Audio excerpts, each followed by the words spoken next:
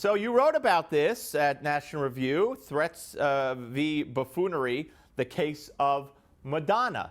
And it's a very interesting question because reports are that the Secret Service talked to her or was going to talk to her. Why shouldn't that be considered a threat, or should it? Well, because it wasn't a threat. She said that she fantasized about blowing up the White House. And I think, frankly, Steve, our culture and our discourse would have been better below these many decades if we had been spared Madonna's fantasies for the most part.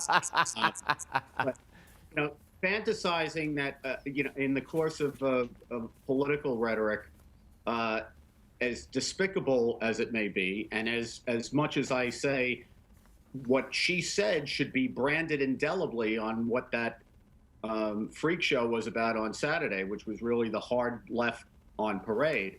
But that's a different issue from whether it amounts to a legal threat.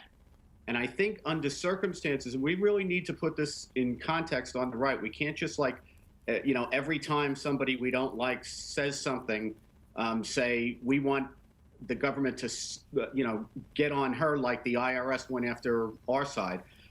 Free speech is under assault right now. And it's got to defend itself in all kinds of venues, the campus, the media, in the councils of government. We have resolutions from the United Nations trying to stop us from talking about radical Islam. I think we need to be very careful encouraging the government under circumstances where it's pretty clear that no law was broken here to go out and give Madonna a stern talking to. Not to mention the fact that you would think that they had a lot better things to do. Okay, you're the expert, and not only do I believe you're legally right, but you're also making sense to me. So that's good. But let me, as a layman, throw this in. Maybe as a desperate layman trying to get something out of nothing.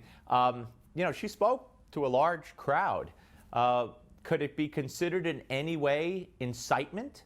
And if someone were to eventually, two questions, I guess, follow through and attempt to do something there and say, I heard Madonna, then does that change anything? Well, then you have to look at what she said. And Steve, I'm glad you asked this because this is really a lot of what we had to wrestle with in the blind shake prosecution was this line between what is actionable incitement, meaning what can you prosecute, versus what is political speech. And a lot of times it comes down not only to the circumstances in which something is said, but what is actually said. And here she said, basically, I fantasize about blowing up the White House, but I know that's a bad idea because it won't change anything. Now, I think it's a despicable sentiment, but it's virtually the opposite of saying you should go down and blow up the White House because she said she thought it was a bad idea after thinking about it. Right. So, if she had said, we all ought to race down Pennsylvania Avenue and blow up the White House, and then somebody acted on it, I would say under these circumstances, sure, that ought to be looked at as incitement. And if she had said, once I'm done here, I'm going to make my way down Pennsylvania Avenue to blow up the White House, that would be a threat, and that should be prosecuted. But that's not really what she said here.